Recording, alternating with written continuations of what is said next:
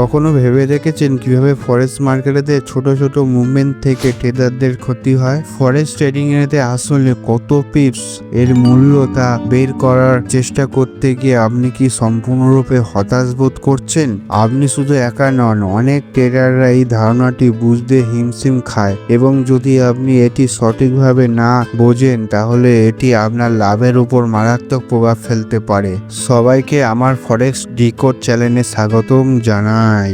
আপনি যদি এই চ্যানেলেতে নতুন হয়ে থাকেন তাহলে আমি আপনাকে অসংখ্য ধন্যবাদ জানাই। আমি সব রকম চেষ্টা করি ফরেক্স ট্রেডিংকে সহজভাবে শেখাতে, যাতে সবাই বুঝতে পারে এবং শিখতে পারে। আজকের ভিডিওতে আমরা সহজ ভাষায় ব্যাখ্যা করব ফরেক্স ট্রেডিং একেবারে গুরুত্বপূর্ণ একটি বিষয় নিয়ে, সেটা হলো পিপস কি।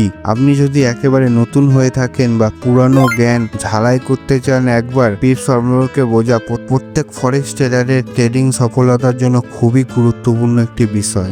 আপনি একটু কল্পনা করে দেখুন তো, আপনি একটি ট্রেড নিলেন এবং প্রাইস একটুখানি নড়লো। এই সামান্য নড়াচড়ার জন্য আপনার 10 থেকে 100 বা তারও বেশি প্রফিট বা ক্ষতি নিয়ে আসতে পারে। আপনার ট্রেড সাইজের ওপর নির্ভর করছে এটাই হলো ফরেক্সের পিপসের ক্ষমতা। কারেন্সির ছোট ছোট প্রাইস মুভমেন্ট প্রথমে খুব সাধারণ বা অল্প মনে হলেও এই মুভমেন্ট গুলোই শেষ পর্যন্ত বড় লাভ বা বড় ক্ষতির কারণ হতে পারে আপনার ট্রেডিং অ্যাকাউন্টে। আজকের ভিডিওতে আমি আপনাকে দেখাবো পিপস কিভাবে কাজ করে এবং কেন এটি প্রত্যেকটি ফরেক্স ট্রেডারের জন্য গুরুত্বপূর্ণ। ভিডিওটি শুরু করবার আগে একটি রিকোয়েস্ট করি আপনাদের সকলের কাছে, যদি আপনি আমার কন্টেন্ট থেকে কিছু শিখতে পারেন বা ভালো লাগে, সাবস্ক্রাইবার বাটনে ক্লিক করুন এবং বেল আইকনে প্রেস করে রাখুন যাতে নতুন ভিডিও মিস না হয়। What is a পিপ? পিপ শব্দটি হলো পার্সেন্টেজ ইন পয়েন্ট বা প্রাইস ইন্টারেস্ট পয়েন্ট। সহজ ভাষায় বললে এটি একটি কারেন্সি পেয়ারের প্রাইসের সবচেয়ে ছোট পরিবর্তন। পিপসকে ভাবুন ফরেক্স মার্কেটের হৃদস্পন্দনের মতন। এইগুলোই মাপে কারেন্সি পেয়ারের গুলোর মধ্যে চলতে থাকা ছোট ছোট দামের পরিবর্তন। চলুন দেখি একটি কারেন্সি কোটেতে পিপস কোথায় থাকে। ধরুন পপুলার কারেন্সি পেয়ারেতে ইউএসডি কে কোট করা হয়েছে 1.10501। এই কোটের শেষ সংখ্যাটি মানে ওই 0 হলো pips position.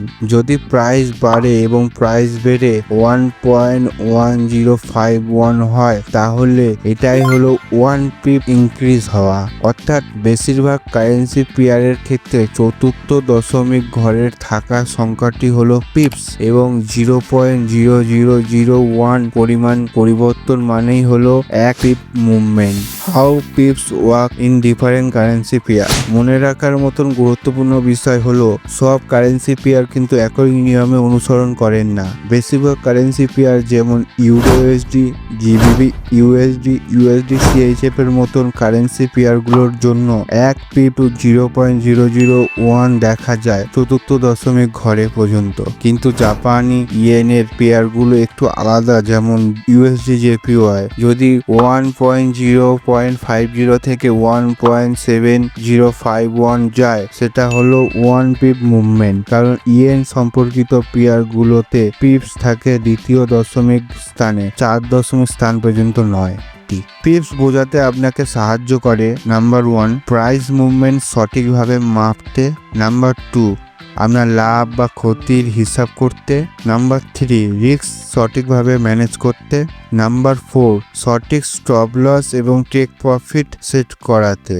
প্রিপেডস and fractional pips. একটা এক্সট্রা টিপস হলো কখনো কখনো আপনি কিছু ব্রোকার প্ল্যাটফর্মেতে 4 ও 2 দশমিক পরে আরো একটি অতিরিক্ত সংখ্যা 5 ও 3 দশমিক স্থান দেখতে পারেন। এটাকেই বলে প্রিপেডস বা ফ্র্যাকশনাল পিপস। এটা হলো 1 পিপের 10 ভাগের 1 অংশ।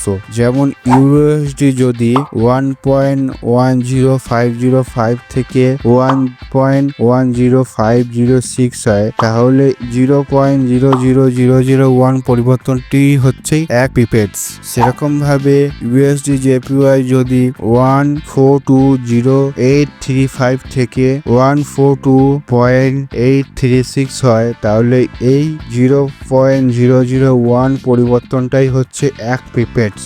ইউরো ইউএসডি যদি 1.10505 থেকে 1.10515 যায়, তাহলে এটা হলো 1 পিপ এবং 0 পিপেটস, অথবা আপনি চাইলে বলতেই পারেন 10 পিপেটস মুভমেন্ট। ট্রেডিং প্ল্যাটফর্মেতে এই পিপেটসটি সাধারণত ডান দিকে ছোট আকারে থাকে। এই ছোট সংখ্যা পিপেটসটি আপনি অতিরিক্ত গুরুত্ব না দিলেও চলবে। আপনি ট্রেডিং করবার সময় পিপসের উপর মনোযোগ দেবেন, পিপস ভ্যালুর উপর ক্যালকুলেশন করবেন সবসময়। কনক্লুশন: 1 নম্বর হচ্ছে পিপস হলো ফরেক্স ট্রেডিং এর বিল্ডিং ব্লক। 2 নম্বর হচ্ছে এটা দিয়ে প্রাইস মুভমেন্ট মাপা হয়। 3 নম্বর হচ্ছে বেশিরভাগ পেয়ার এটা চতুর্থ দশমিক ঘরে, ইয়েন পেয়ার দ্বিতীয় দশমিক ঘরে থাকে। পিপেটস এর ক্ষেত্রে কিছু কিছু ব্রোকার প্ল্যাটফর্মেতে দেখা যায় বেশিরভাগ পেয়ারে এটা পঞ্চম দশমিক ঘরে থাকে এবং ইয়েন পেয়ার গুলোর ক্ষেত্রে তৃতীয় দশমিক ঘরে থাকে। 5 নম্বর হচ্ছে পিপের ভ্যালু নির্ভর করে কারেন্সির পেয়ার,